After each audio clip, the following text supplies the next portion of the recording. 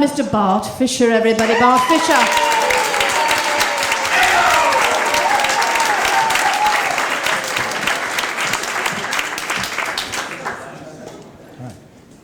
So, in the twilight of my boy wonder period, I recently went out and bought the stand-up comedian starter kit for seniors. And I mentioned to my superior here that I was thinking of trying my hand at stand-up comedy.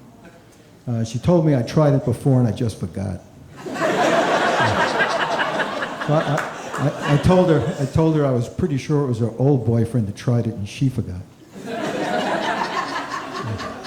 Well, as some of you may have guessed, the starter kit for seniors comes with a section devoted to memory impairment jokes.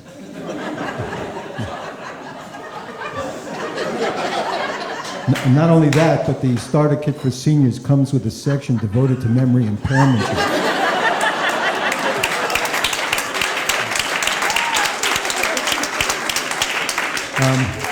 But in all seriousness, because I know that's what you're looking for from me, if it wasn't for her love and support and encouragement, I never would have had the guts to try something like this at my stage of life. Thank you. I mean, she was the first one to tell me how hysterically funny she thought I was. I think I was naked at the time.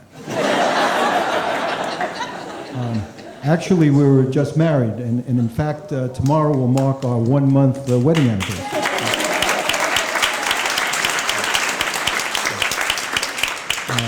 Although we've been together now for, 19? Yeah? Eight years, that's what I said.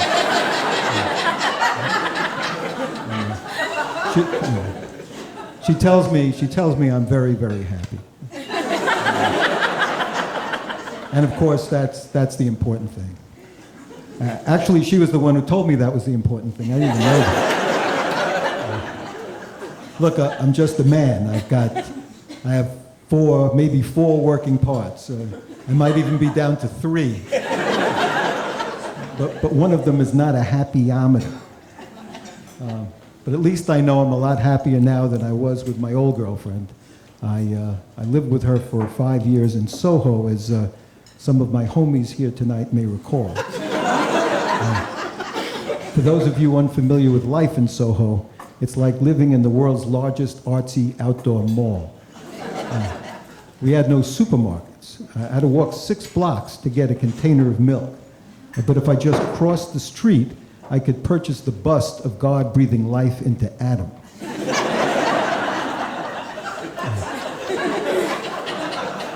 Always a healthy alternative for the lactose intolerant. Actually, she bought the bulk of our food at this fancy designer health food store that she loved. It was called Whole Foods. She would go in there to purchase all of her non-traditional medications, which were heavily fortified by the spirit world. They had an unusual attitude toward food in there. Apparently their premise was that all food was inherently bad for you. So as a consequence, the less they gave you, the more they charged you.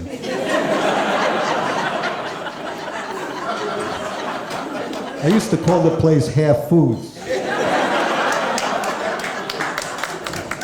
This used to really piss her off.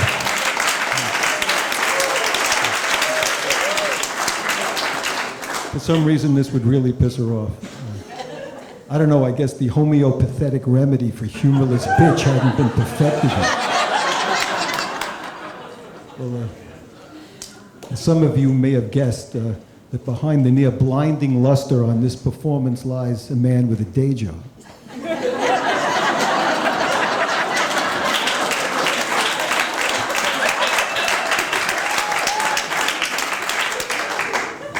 Well, for the last 40 years or so, I have been, by trade, a tax lawyer, and I've spent my entire career, save the first 5 or so years, at the same law firm.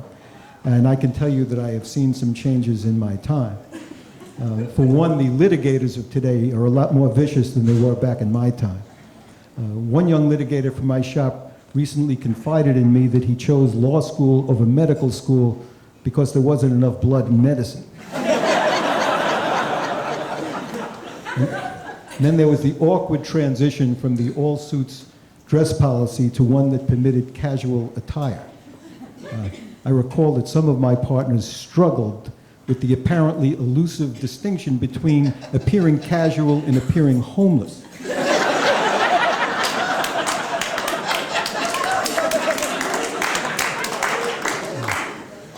I recall walking down the corridor of the office one day, and in passing one of my partners, I stopped and gave him $1. That was George, by the way. For the rest of you, the group sitting over here looking like they own the building, are some of my colleagues from work.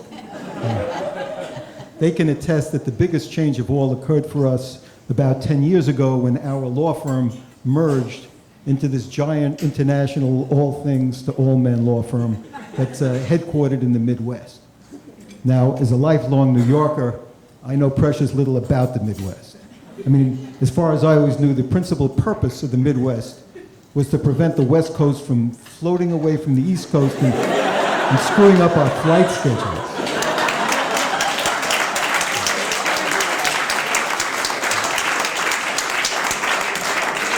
I mean, to me, the principal distinction between Iowa, Idaho, and Ohio is a slight difference in the spelling. I didn't look this up, but it wouldn't surprise me if all three of those states were admitted into the Union during the great consonant famine of the early 19th century.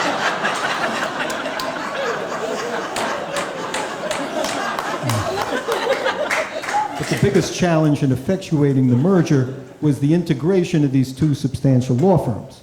And an important tool in this regard was the use of weekend retreats. So the first month after the merger, all the partners went on one, and the next month, the tax nerds. So the following month, I get an email announcing that all of the practice group leaders were to go on a retreat.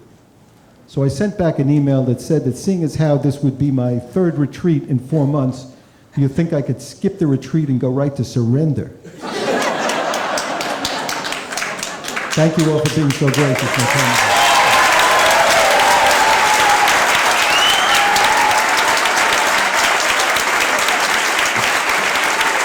Mr. Bart Fisher was very funny. Huh? The show is just getting better and better and better as the night goes along.